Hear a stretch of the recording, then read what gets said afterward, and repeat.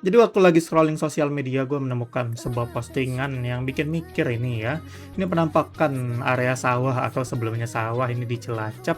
Tahun 2020 masih sawah ya kan, dan tahun 2026 udah malah menjadi laut gitu. Lah kok iso random banget gitu, tiba-tiba menjadi lautan ya. Tapi kalau dilihat memang itu POV dari tempat yang sama ya kan.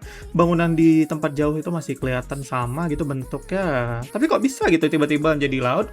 Gue coba cari postingan yang terkait, kayaknya memang lagi ada ancaman abrasi yang serius ya di daerah Cilacap sana, dan para masyarakat itu pada khawatir ya kan kalau perkampungan mereka dan kebun sawah mereka itu akan menjadi lautan ya. Yang mana 5 atau 6 tahun terakhir dulu masih kelihatan kayak gini ya kan. Tiba-tiba ada lautnya itu beneran ya gimana ya, orang-orang pada kaget ya ngelihatnya.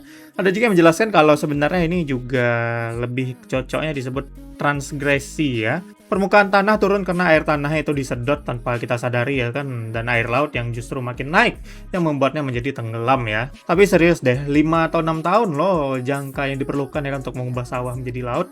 Ya istilahnya dulu kita sering dengar kalau Jawa akan tenggelam suatu saat ya, kita masih sering menganggapnya sebagai hal yang bercanda ya.